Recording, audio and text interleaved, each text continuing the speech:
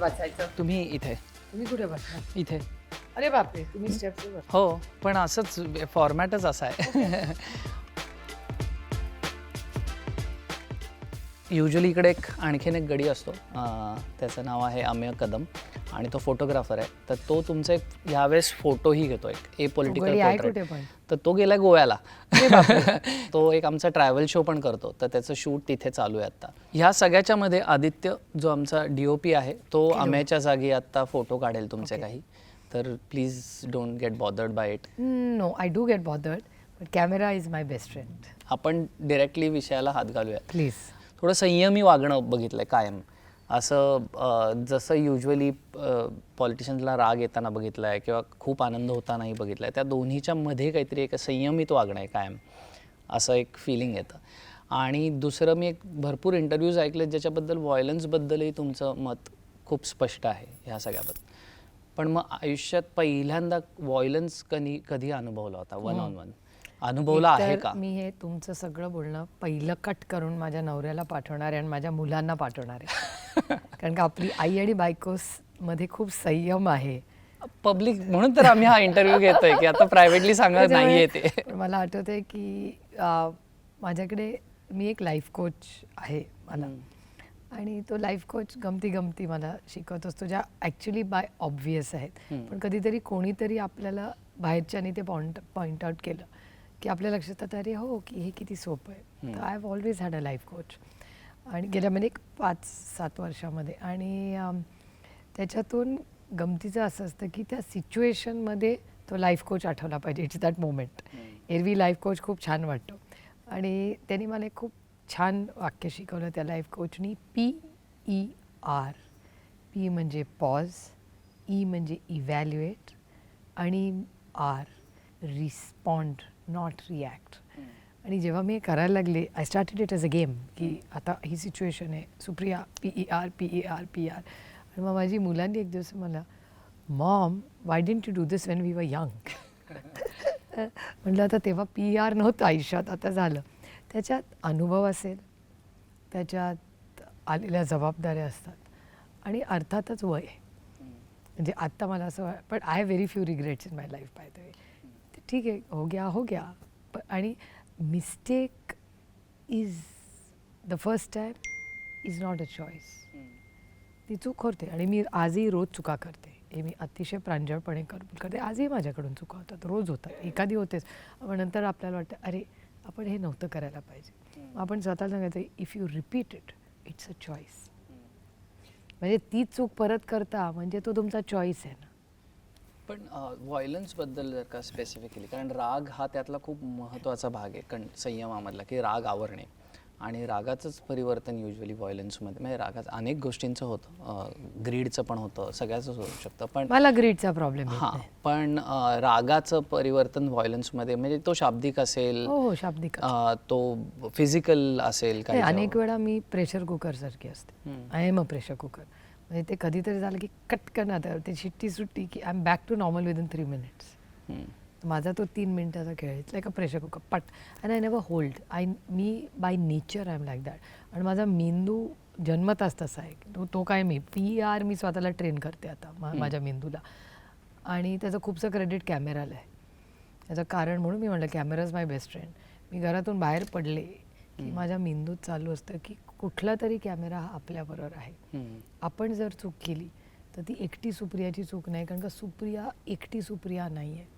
मला तो अधिकारच नाही आहे जगाला. जेव्हा मी पहिल्यांदा कुठलीही जबाबदारी घेतली, एक मुलगी म्हणून, एक आई म्हणून, एक लोकप्रतिनिधी म्हणून, एक खासदार म्हणून, एका पक्षामध्ये. आणि माझे एक सहकारी आहेत, मला अजून तो दिवस आठवतो. काहीतरी झालं होतं आणि तेव्हा आय वॉज रिअली अपसेट. आणि गाडीत बसल्यावर ती व्यक्ती मला असं म्हणाली की ताई, माझी तुम्हाला एकच विनंती आहे की प्लीज एकही चूक करू नका. तर मी त्या व्यक्तीकडे बघितलं, चूक म्हणजे काय? ते म्हटलं मी चूक नाही केलेली. पण ते म्हटले, डझंट मॅटर. त्याचा अर्थ असा निघू शकतो की म्हणजे त्या व्यक्तीला काही वाटू शकतो तुमच्या बोलण्यामुळे. तुम्ही जर चूक केली तर आमच्या सगळ्यांची करिअर्स ही खराब होऊ शकतात. तर प्लीज हे स्वतःसाठी नाही, आमच्यासाठी करू नका. तो दिवस आणि आजचा दिवस मी हे कधीच विसरणार नाही. मला अधिकारच नाही तो. पण ह्या प्रेशर शिवाय कधी आयुष्यात एक फेज गेले की ज्याच्यामध्ये हे प्रेशरच नव्हते? जबाबदाऱ्या नसल्या की प्रेशर नसतं. नाही पण आणि मी याला प्रेशर समजत नाही. मला जबाबदारी हां, पण म्हणजे एक मला आनंद आहे. त्याला एक चौकट आहे, ह्या चौकटी हो, बाहेर पण म्हणजे का चौकटीत नाही? राहावं लागतं. प्रत्येक आयुष्याची एक वेगळी फेज असते. जे आपण लहानपणी करतो ते जी शाळेत करतो ते कॉलेजमध्ये नाही, जे कॉलेजमध्ये करतो ते नाही. आणि वेगळे वेगळे फेजेस आहे इंटरेस्टिंग, नाही तर मोनोटोनस होऊन पण जाईल तशी आयुष्य. फेज होती ज्याच्यामध्ये तुम्हाला अर्थातच, शाळा, तुम्ही कॉलेज. अनाभिज्ञ होता, आपण Of कोण course. आहोत आणि शाळा, ह्याच्याबद्दल. कॉलेज. शाळा कुठली आहे तुमची? सेंट कोलंबा हायस्कूल गामदेवी, अच्छा. आणि त्याच्यानंतर जय हिंद कॉलेज, आणि त्याच्यानंतर मी अमेरिकेला गेले. पण ह्या सगळ्या प्रवासामध्ये माझं फ्रेंड सर्कल आजही माझ्या शाळा, आणि I am blessed with a fabulous friend circle. त्याच्यामुळे माझं काही चांगलं किंवा वाईट असेल तरी दोन्हीचा असा माझ्यावर असा like a ton of bricks येतात. ते how could you do this, how could you do this, are you mad. काय इतकं काय झालं मी केलं ते. तर माझी आई ही माझी सगळ्यात मोठी क्रिटिक आहे, सगळ्यात मोठी. आणि वडील आई सांगते तेच बोलतात, पण जरा सॉफ्ट आणि कमी शब्दात बोलतात. पण ते जास्त लागतं कारण का ते कमी शब्दात बोलतात. आणि एक फ्रेंड सर्कल विच केअर्स. अनेक वेळा सुरुवातीला लोक जेव्हा आपल्याबद्दल क्रिटिकल असतात, आपल्याला वाईट वाटतं. उशिरा का होईना माझ्या आयुष्यात कळलंय, फीडबॅकसारखं प्रेम नाही. जी व्यक्ती आपल्याला फीडबॅक देते ती आपल्यावर सगळ्यात जास्त प्रेम करते, because there is a scope of improvement. तुम्हाला एक मुलगा आहे, एक मुलगी आहे. मुलाची आई असणं आणि मुलीची आई असणं याच्यात फरक आहे? नाही. नाही, तुमच्यासाठी नाही, पण समाजात तुम्हाला असं वाटतं? तुम्ही ज्या समाजात वापरता त्याची विचार करायची पद्धत काय आहे ते. आता माझ्या केसमध्ये माझा जन्म एका पुरोगामी विचाराच्या घरात झाला, आणि माझं लग्न त्याहून जास्त मॉडर्न. म्हणजे मला कधी कधी त्या सुळ्यांना आवरावं लागतं की आता बास, we are all going too far now. इतके ते लिबरल आणि मॉडर्न आहेत. आणि त्याच्यात ती त्यांची विचार करायची पद्धत आहे. कारण की शेवटी आपण भारतात राहतो, महाराष्ट्रात राहतो, काही मराठी संस्कार आहेत, त्या चौकटीचंच राहावं. त्याच्यात एक, आणि प्रत्येक जेंडरला कितीही तुम्ही मॉडर्न असला तरी, कुठल्याही समाजात जगात असला तर प्रत्येक जेंडरला एक मर्यादा असते, आणि ती छान मर्यादा असते. म्हणजे तुम्ही मर्यादा ओलांडली म्हणजे लिबरल नाही. नुसते कपड्यांनी मॉडर्न होत नाही, मेंदूनी आणि कृतीतून मॉडर्न असलं पाहिजे. म्हणजे मी साडी नेसते म्हणून जी मुलगी शॉर्ट्स घालते तिच्यापेक्षा मी कमी मॉडर्न आहे असं अजिबात नाही. कपड्यांचा ह्याचा काय संबंध. आणि लिबरल असण्याचे जो एक विचार आहे, आणि त्याच्यात ईस्ट किंवा वेस्ट ह्याच्यात नाही आहे. अमेरिकामध्येही खूप अशा नाती आहेत ज्याच्यामध्ये आपल्यासारखंच ते सण साजरे करतात, नाती असतात. आणि युरोपमध्ये तर आहेच, आणि फार ईस्टमध्ये तर आपल्यासारखंच सगळं कल्चर आहे. त्यामुळे तसं बघितलं तर प्रत्येक कुटुंबाच्या मर्यादा, नियम, कायदे समाज ठरवतो, आणि त्याच्यानंतर कुटुंब ठरवतं की त्याची मर्यादा कुठे. खरं तर समाज फार कमी ठरवतो. म्हणजे आता जेव्हा लोक म्हणतात की रात्री प्रवास करायचा नाही, 7 नंतर घरात. आता मी कधी 7 नंतर घरात असते? मी रात्री 2 आणि 3 वाजता एकटी गाडीने येते. आता ह्याला काय मॉडर्न समज नाही, ही जबाबदारी आहे. जितक्या वाजता काम समजतं तितक्या वाजता आम्ही घरी येतो. पण मग तुमच्या मुलीकडनं काही अपेक्षा असतील की हे स्त्री म्हणून असं जगलं नाही, काही? माझ्या मुलांकडून अपेक्षा आहेत, माझ्या मुलीकडून नाही. माझ्या मुला आणि मुलींकडून दोघांकडून माझ्या त्याच समान अपेक्षा अपेक्षा. आहेत. ॲब्सोल्युटली समान अपेक्षा आहे. म्हणजे त्यांनी एक जबाबदार ग्लोबल नागरिक व्हावं अशी माझी इच्छा आहे. त्यांनी स्वतःला आनंद वाटेल ती गोष्टी करावी, पण अशीच गोष्ट करा जी मी त्यांना फार काही लेक्चरबाजी करत नाही. तुम्ही स्वतःला पाहिजे ते करू शकता, पण जे पब्लिकली समाजात करू शकता ते करा.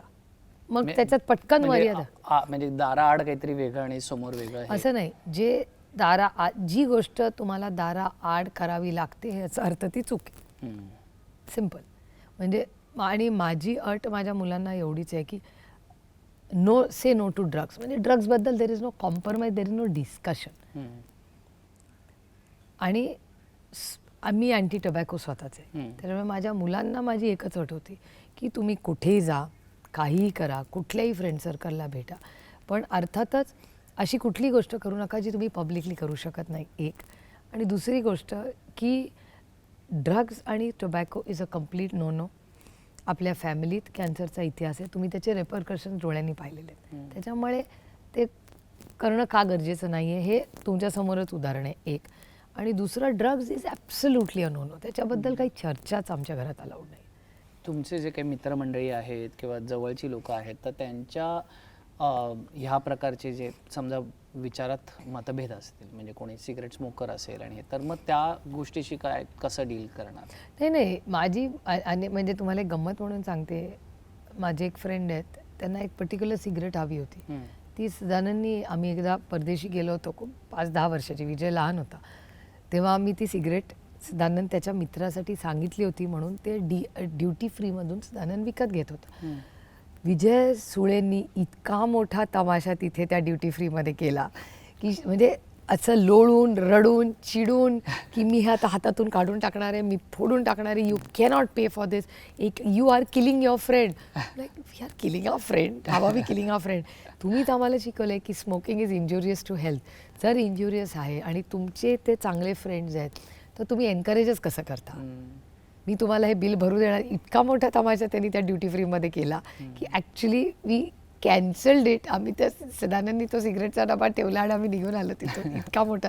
So it was very idealistic for him at that age की आणि which is he was right. आत्ता मी जेव्हा वळून पाहते ही वॉज सो राईट की जर ती व्यक्ती सदानंदची जर खरंच मैत्री असेल आणि जर सिगरेट स्मोकिंग इज इंजुरियस तर सदानंदनी त्याच्या मित्रासाठी सिगरेट विकतच नाही गेला पाहिजे. That was Vijay's very simple logic, which he was right. तेव्हा आम्ही घेतला नाही आणि त्यांनी तो लहान होता म्हणून आजही आम्ही हसतो. त्यांनी लहान मुलं करतात ना रडा ओरडा, सगळ्यांना असं वाटत असेल काहीतरी चाइल्ड अब्यूज चाललं, इतकं मूल कसं ओरडा करून रडू करू शकतं.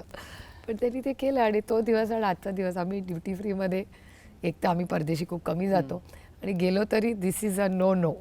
आणि थँक्स टू विजय सुळे, म्हणजे हा घरचा आहे जे आम्ही आमच्या मुलांना शिकवलं, मुलांनी विथ इंटरेस्ट परत केलं and I am proud of it. That's great.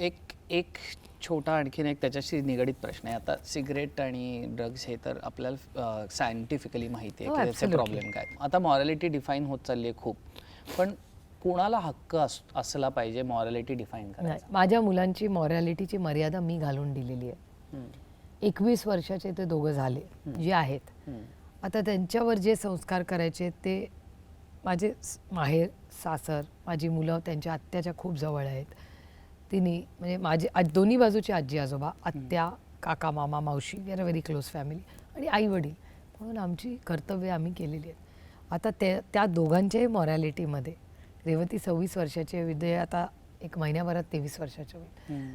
त्या मॉरॅलिटीमध्ये आता आम्ही पडत नाही. आम्ही जे आमच्या मुलांना सांगायचं होतं ते आम्ही सांगितले. आता ते अडल्ट्स आहेत आणि आमच्या मुलांवर माझा आणि सदानंदचा विश्वास आहे की आमची मुलं काही चुकीचं करणार नाहीत, कुणाला दुखवणार नाहीत. त्यामुळे त्यांच्या मॉरॅलिटीमध्ये आम्ही पडत नाही. Now they have to define their own morality and live their life honestly with good values. तुमचं समाजाबद्दल पण हेच मत आहे? हो, मी कुणाच्याच मॉरॅलिटीमध्ये पडत नाही. आता तुम्ही काय कपडे घालायचा हा माझा प्रॉब्लेम नाही आहे. तुमची बायको, तुमचे आई वडील, तुमचं कुटुंबाचा प्रॉब्लेम आहे ना, माझा नाही आहे. मग तुमचं जे नवीन डिबेट चालू आहे जेंडर आयडेंटिटी आणि ह्या सगळ्याबद्दल, त्याबद्दल तुमचं तेच? नाही, तो प्रत्येकाचा वैयक्तिक प्रश्न आहे एक. आणि LGBTQIचा पहिला एक वेगळा सेल काढणारा पक्ष म्हणजे आमचा पक्ष आहे. हो, मी ॲक्च्युली अनिशला खूप चांगला ओळखतो, तर त्याच्यामुळे मला ते बरं वाटलं की तो स्पोक्स पर्सन आहे. आणि नाही, पण त्याला त्याच्या जेंडरसाठी मी स्पोक्स पर्सन नाही केला, त्याच्या टॅलेंटमुळे केलं. हो, एक सर्टन पद्धतीने आयडेंटिफाय करत असेल तर त्या लोकांना एक खास करून राजकारणात आपण बाजूला ठेवलं जातं. कारण त्याच्या बरोबरीने किंवा काही लोक स्वतःची आयडेंटिटी झाकूनही राजकारणात आहेत. नाही, माझा प्रॉब्लेम इज तुमच्या जेंडरचा माझ्या राजकारणाची काय संबंध आहे? I am a policy maker. तुमचं पर्सनल आयुष्य, तुमचं जेंडर, तुम्ही काय खाता पिता, काय कपडे घालता, ह्याचा पक्षाचा काय संबंध? पक्षात policy level, I want your brain to be drained in the party. म्हणजे तुमची बुद्धिमत्ता, तुम्ही दिलेल्या सूचना, मला त्याच्यात इंटरेस्ट आहे. आम्ही पॉलिसी मेकर्स आहोत. आम्ही मॉरल सायन्स नाही शिकवाय. ती जबाबदारी शाळा वगैरे मध्ये, घरामध्ये तुमच्या आई वडिलांची जबाबदारी आहे. माझी मॉरॅलिटी आमचा संबंध नाही. मॉरॅलिटी म्हणजे काय? व्हायलन्स केला तर मॉरॅलिटीचा विषय आहे. तुम्ही उद्या जर हुंडा मागितला तर तो सोशल इश्यू आहे, तो मॉरॅलिटीत येत नाही. बरोबर. अनेक वेळा काय होतं, लोकल गल्लत करतात मॉरॅलिटी आणि सोशल इश्यूमध्ये. त्याच्यात गल्लत होता कामा नये. योगायोगाने चव्हाण सेंटरमध्येच आहोत.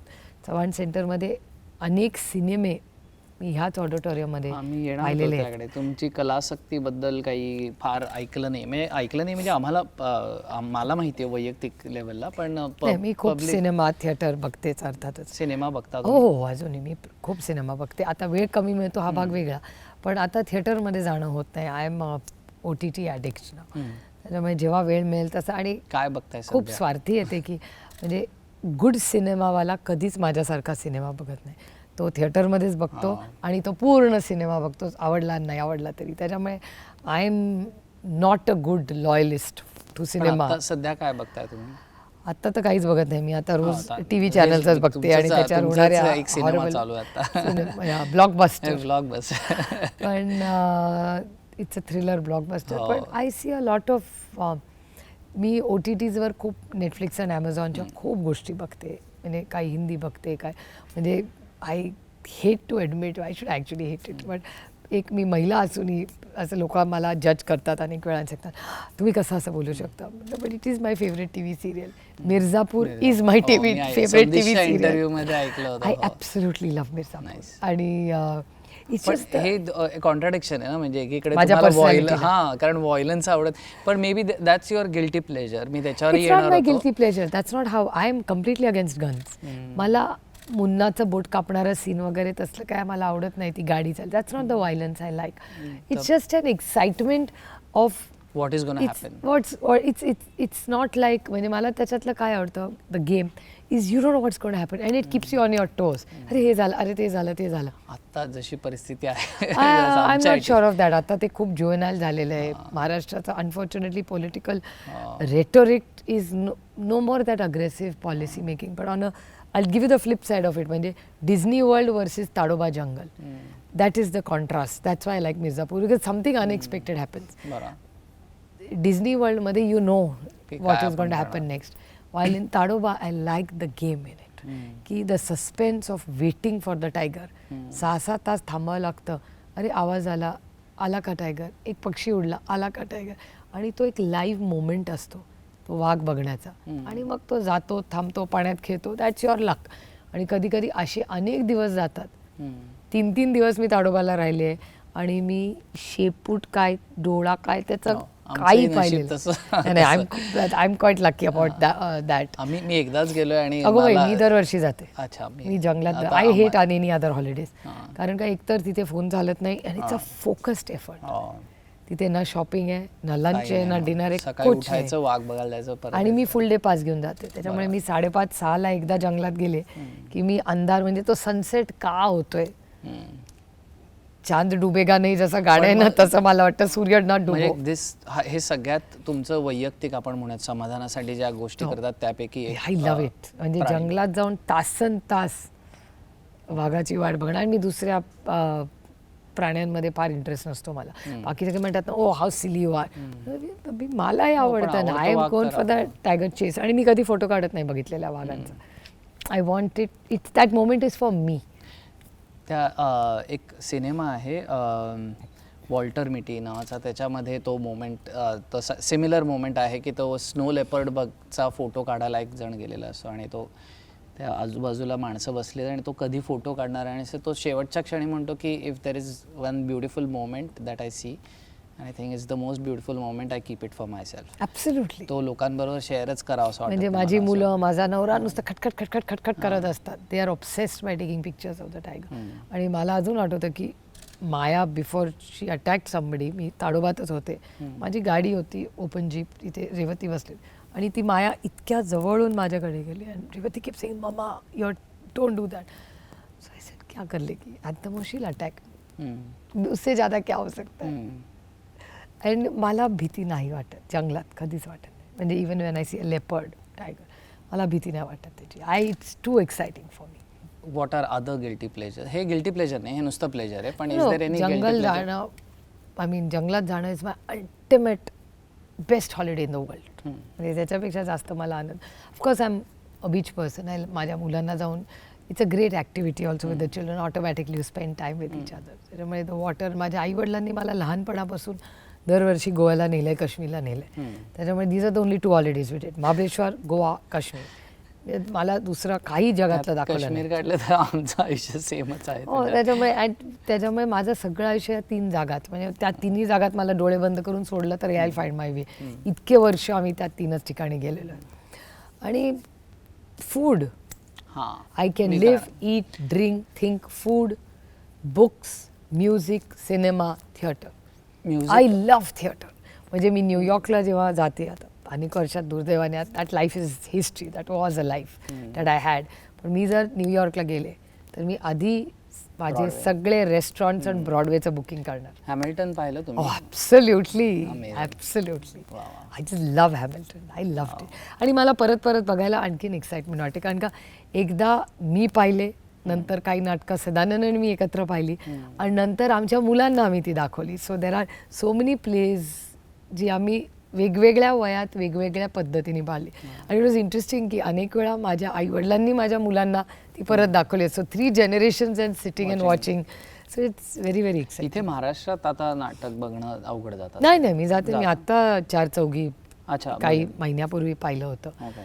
आणि मला बेसिकली नाटक, सिनेमा, थिएटर प्रचंड आवडतं. I love theatre and I mean to see Naseeruddin Shah on stage is my happiest moment of my life. म्हणजे त्यांचं जर काही असेल आणि योगायोगाने मी त्या शहरात असेल तर I will, he is magic on stage. on म्हणजे stage. That stage is Yeah. Lights up when he comes. Yeah. I am, Naseeruddin Shah is my star of the show.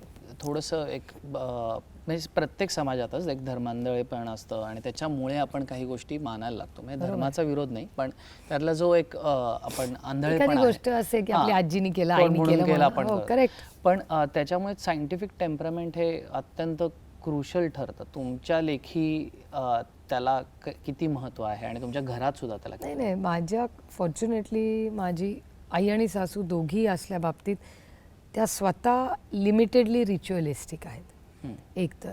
आणि त्यांचं म्हणणं आहे की आम्ही जे करतो, म्हणजे मी तुम्हाला याचं सगळ्यात छोटंसं आणि सोपं उदाहरण सांगते. माझ्या आजी शारदाबाई पवार ह्या नवरात्र करायच्या. नवरात्राचे 9 दिवसाचा उपास. बाई गेल्यानंतर, आमच्या आजीला आम्ही बाई म्हणायचो, बाई गेल्यानंतर माझ्या आईनी, का बाई असतानाच माझ्या आईनी ते सुरू केलं. मी अनेक वेळा माझ्या आईला नवरात्र आले की विचारते की मी करू का आता नवरात्र? कशाला आता तू करतेस नवरात्र? मी करते तुझ्याऐवजी, की आजी करत आल्या तू. ती म्हणली, हे बघ सुप्रिया, करायला काहीच हरकत नाही, तू करूही शकशील, पण तुमच्यासारखी लोक हे अखंड घराच्या बाहेर असतात. तुमचा काही ना काहीतरी काम, जबाबदाऱ्या चाललेल्या असतात. प्रत्येक वेळेस उपास नाही म्हणजे मग हे खाणार, ते नाही खाणार, हे खाता येणार, तुलाही त्रास त्याचा प्लॅनिंग करायचा, आणि जिथे तू जाणार त्यांनाही त्रास, की अरे बापरे आता ताईंचा उपास आहे, मग वेफर ठेवा आणि मग खिचडी करा. कशासाठी? तुम्ही जे बाहेर प्रोफेशनल असतात तुम्ही ह्याच्यात पडू नका. आम्ही घरी असतो, आमच्या रुटीनमध्ये आम्ही हे करू शकतो. तुम्ही प्रोफेशनल आहात, तुम्ही हे करू नका. तू मनापासून तुला जे योग्य वाटेल ते कर, ते बास आहे बाईंना, आणि मला त्याच्यात आनंद आहे. It was so simple. त्यामुळे 365 दिवस मी खरंच उपास करत नाही. मला जेव्हा माझी अंधश्रद्धा कशावरही नाही, पण माझी प्रचंड माझ्या पांडुरंगावर श्रद्धा आहे. मी त्या विषयावर येणार होतो. आणि त्याच्यामुळे मी मंदिरात पांडुरंगाच्या माझी इच्छा होईल तेव्हा मी जाते. तुम्ही म्हणला हा दिवस, माझ्यासाठी 365 दिवस आहे. मला जेव्हा असं वाटतं की अरे आपण इंदापूरला आहोत, चल ना आता पांडुरंगाला जाऊन भेटून येऊया, की मी जाते, नमस्कार करते. माझ्या मनात जे असतं ते मी त्याच्याशी बोलते. हे माझं भाबडं प्रेम असेल, माझी श्रद्धा आहे ती ना सदानंदला लागू आहे, ना रेवतीला लागू आहे, ना विजयला लागू आहे. त्यांची इच्छा असेल तर त्यांनी त्यांच्या आईबरोबर जावं, इच्छा नसेल तर मी कुठलीही गोष्ट माझ्या मुलांवर किंवा नवऱ्यावर लादत नाही. म्हणजे आई वडिलांनी श्रद्धा ठरवावी असं तुम्हाला? नाही, माझ्या आई वडिलांनी कुठे श्रद्धा माझी ठरवली. माझ्या आई वडिलांनी श्रद्धा नाही माझी ठरवली.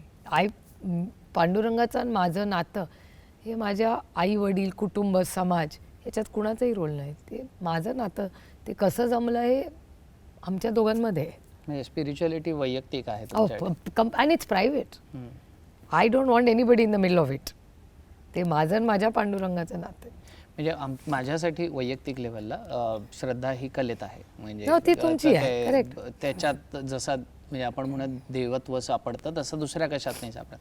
तुम्हाला कधी काही कुठला गाणं ऐकल्यावर, कुठला सिनेमा पाहिल्यावर असं आतनं हादरून गेल्यासारखं काही झालं? मला चव्हाण साहेबांचं एक भाषण आहे, ते मी कितीही वेळा वाचलं किंवा पवार साहेब जितक्या वाजता बोलले, माझ्या अंगावर असा शहारा येतो.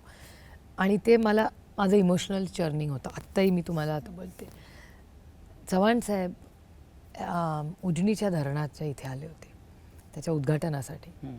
आणि त्या उद्घाटनात त्यांनी एक भाषण केलं आणि ते माझ्या पांडुरंगाशी जोडलेलं आहे म्हणून ते मला जास्त क्रिटिकल वाटतं. त्यांनी सांगितलं त्या भाषणामध्ये, टू कोट चव्हाण साहेब असं म्हणाले की अरे पांडुरंगा, तुझी चंद्रभागा मी इथे अडवली आहे आणि ह्याच्यातूनच, ह्या चंद्रभागेत जिथे अडवली आहे उजनीच्या धरणामध्ये, या उजनीच्या धरणाच्या अडवलेल्या पाण्यातून ह्या भागातल्या सगळ्या शेतकऱ्यांना चांगलं पाणी मिळणार, त्यांची शेती आणि सुबत्ता होणार. आणि ह्या शेतीच्या पाण्यामुळे, ह्या अडवलेल्या पाण्यामुळे, तुझी चंद्रभागा अडवल्यामुळे ह्या भागात जी सुबत्ता येईल त्या शेतकऱ्यांच्या दाण्यामध्ये पांडुरंगाचं दर्शन त्या शेतकऱ्याला होईल. आता ह्याच्यापेक्षा मोठं काय असू शकतं. त्यामुळे जेव्हा मी ती गोष्ट, आम्ही लिटरली आता जाय, त्यामुळे मला असं वाटतं की चव्हाण साहेब बोलले ही किती मोठी गोष्ट आहे. किंवा पांडुरंगाबद्दल सगळ्यात मला प्रिय काय माहिती आहे, सगळ्या देवांमध्ये हा एकच देव आहे जो म्हणतो माझ्याकडे येऊ नका, चांगलं काम करा, मी दर्शनाला तुम्हाला येईन. आता मी तुम्हाला एक छोटंसं उदाहरण देते की एक काय जेवण असतं, एक मी विसरते त्याला काय म्हणतात, एक व्याही भोजन नाही, एक दर 3 वर्षांनी अधिक महिना येतो. अधिक महिन्यामध्ये एक दिवस असा येतो जिथे दर 3 वर्षांनी की आपल्याला त्या जावयाला बोलवायचं असतं. हे मला माहिती नव्हतं. आणि एक काहीतरी कार्यक्रम असतो. तो आता मी रोज रील्स बघते बाय द वे, पण मी त्याला टायमर लावला आहे. मी 5 मिनिटं 24 तासात रील बघू शकते. तर मी एक रील बघितला आणि त्या लग्नाला मी गेले होते. आणि त्याच्यामुळे मी म्हटलं अरे हे लग्नाला तर आपण गेलो होतो, या रीलमध्ये परत जावयाचे पाय का धुत आहेत हे लोक. मी त्याच्यावरच येणार. दर अधिक महिन्यात असा पद्धत आहे की जावयाला घरी बोलवायचं, त्याचे सासू सासऱ्यांनी पाय धुवायचे, त्याला गिफ्ट द्यायची, त्याला जेवण द्यायचं, त्याला ओवाळायचं. आणि ही पद्धत आहे. म्हटलं मग लग्नाला 40 वर्ष झाली तरी, म्हणजे नाही नाही ताई असंच करायचं असतं. मी ठरवलेलं आहे की असली जेवणं बारामती लोकसभा मतदारसंघात आणि छत्रपतींच्या पुरोगामी विचाराच्या महाराष्ट्रात होणार नाहीत. जरूर तुम्ही हे जेवण करा, पण थोडंसं फ्लिप करू आपण. तुम्हाला काय लग्नात करायचं आहे ते सगळं करा तुम्ही. लग्न झाल्यानंतर ह्या राज्यातल्या प्रत्येक मुलींनी आणि मुलांनी, ते जेव्हा 3 वर्ष होतील आणि अधिक महिना येईल तेव्हा दोन्ही सासू सासरे आणि आईवडिलांना त्यांनी या युवक आणि युवतींनी त्यांच्या घरी बोलवावं, त्यांनी त्यांचे पाय धुवावे, त्यांना गिफ्ट द्यावं, त्यांच्यासाठी छान स्वयंपाक करावा, म्हणावं की थँक्यू व्हेरी मच, तुम्ही आम्हाला जन्म दिला. आपल्याकडे रिच्युअल्स हळूहळू शास्त्र मानायला लागले काही कारणाने. म्हणजे I am not against rituals. तुम्ही काय तुम्हाला योग्य वाटतं ते करा. हे चुकीच्या काही समजुती नाही, पण म्हणजे ह्या समजुती म्हणजे आता हे जेवण का दर 3 वर्षांनी तुम्ही जावयाला कशासाठी, हो आमची पोटची पोरगी दिली ना आम्ही तुम्हाला, आमचा एवढा हिरा दिलाय तुम्हाला, अजून काय पाहिजे. तुम्ही उलट आमचे आभार मानले पाहिजेत, आमची पोरगी आम्ही तुमच्याकडे दिली याच्याबद्दल. हे थोडंसं सोशल चेंज आणि ती करा.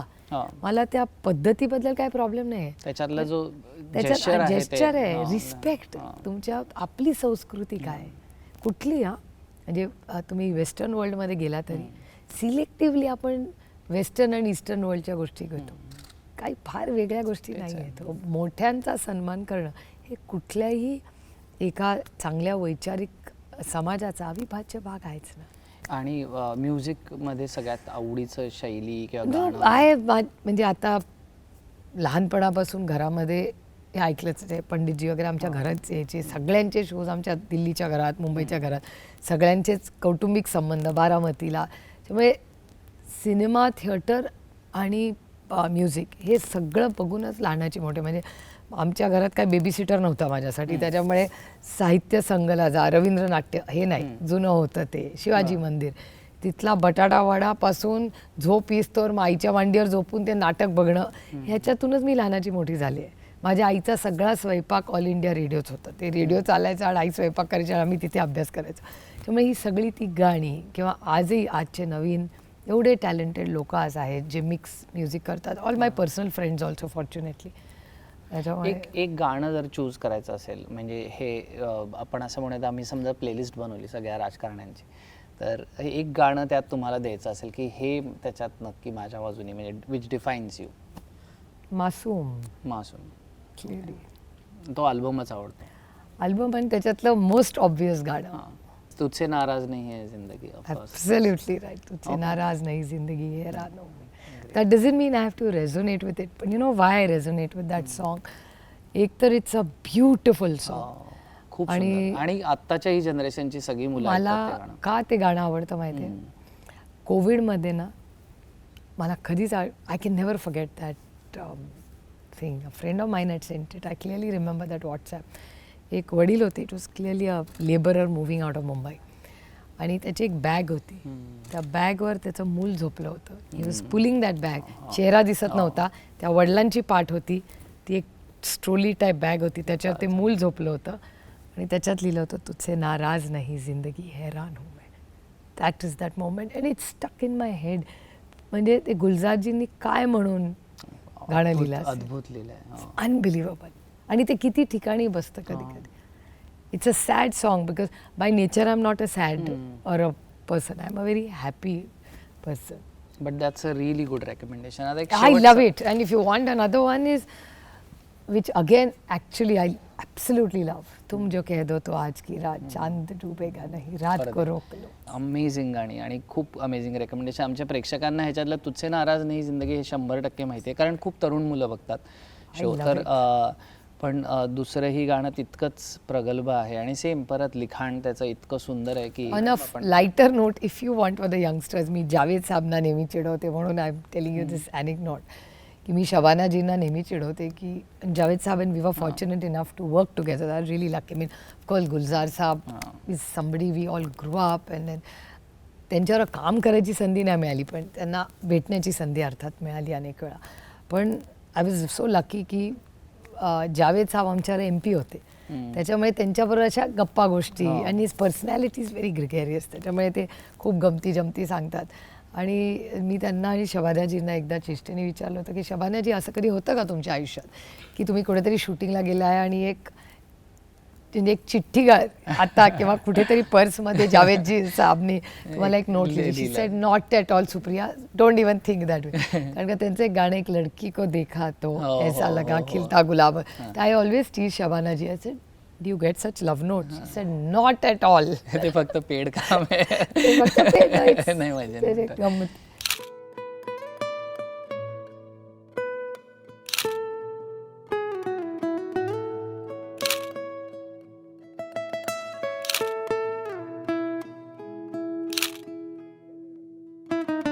तर जर बारामतीमध्ये आणि मुंबईमध्ये टॉप रेकमेंडेशन्स तुमच्या खाण्याच्या जागांच्या द्यायच्या असतील तर बारामतीत गणेश भेळ. गणेश भेळ भिगवण चौकात आमच्या पक्षाच्या ऑफिसच्या बाहेर. It is out of this world. मी बारामतीत असले की मी जगात त्याच्याकडे भारी जाते. भेळ. हो, it's the best in the world. आणि मुंबईत ह्या भागात पण वाढलात म्हणून तुम्ही नेपियन्सी रोडलाच राहायचा का? Nepean Sea road, rich candy. हो. What is my favourite food मुंबईत? That's a very good question actually. म्हणजे मी आता मला ॲक्च्युली विचार करावा लागतोय की आता घरचं व्हॉट इज माय फेवरेट. नाही असं का नाही. आय लव्ह बाहेर खाता ना? ऑफकोर्स आय लव्ह फूड व्यवस्थित ना? And I love innovation in food. Well, मी विचार करते की what is my favourite food in this area. एक तर लहानपणापासून जी एक कम्फर्ट फूड म्हणजे दिल्ली दरबारची biryani. It is like comfort food. ते वरण भात खातो ना, तसा दिल्ली दरबार की biryani is like standardise, can't go wrong. पण आता साऊथ मुंबईमध्ये ना खूप नवीन इनोव्हेटिव्ह गोष्टी झाल्या आहेत. Foreign food is become very trendy. मग कोणतरी काहीतरी व्हीगन आणि हे आणि ते. ॲक्च्युली इथे एक फोर्टमध्ये 2 रेस्टॉरंट्स आहेत, I must say, which I enjoy going to. एक is Trishna, clearly it is common tried and tested. त्याच्या आधी एक हेल्थचं एक जागा आहे जिथे ABC ज्यूस हे ते सगळं हेल्थ फूडच मिळतात. That's one place. But you know, आता lunch for me is history. मी जेव्हा विचार करते की when was the last time I went to have lunch, it's a $1 million question. आणि जर गेलं ते इतकं अंडर प्रेशर असतं, ते मुलांसाठी करते की ते असं कुत्रा मागे लागल्यासारखं धावत जायचं, मुलांबरोबर जेवायचं. तोपर्यंत मी जायचोवर त्यांचं जेवण झालेलं असतं, आणि मग धावत पुढची मीटिंग करायची. त्यामुळे lunch is history for me.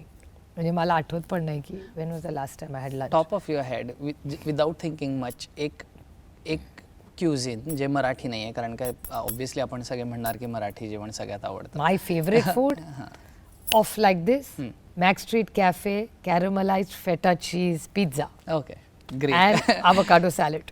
Great that's म्हणजे त्यांनी क्लॅरिटी येते, कारण मला तसं विचारलं कोणी फेवरेट फूड तर मी किती हवं तेवढं सुशी No, खाऊ no, शकतो. Mac Street Cafe मध्ये they have a fabulous avocado pomelo salad. Okay. And they have a fabulous pizza with feta and caramelized onion.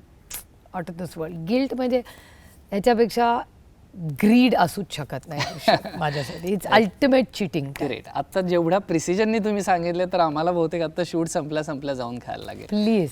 तिथे रमेश नावाचा एक माणूस आहे, ओके त्याला सांगा he will look after you. Okay thank you so My much. pleasure. आणि I wish अजून गप्पा मारता आले असता, पण आम्हाला माहिती आहे की There's always a next time. Next time for sure. Thank you. नक्की. नमस्कार, मी सुप्रिया सुळे. विषय खोल या चॅनलला सबस्क्राईब करा. त्याचं ह्या फ्रेमवरच कुठेतरी असेल, इथे किंवा खाली किंवा वर, तिथून सबस्क्राईब करा. जरूर पहा, खूप इंटरेस्टिंग आहे. मी बोलते म्हणून नाही, बाकीचेही खूप लोक त्याच्यात असतात. And have a good day.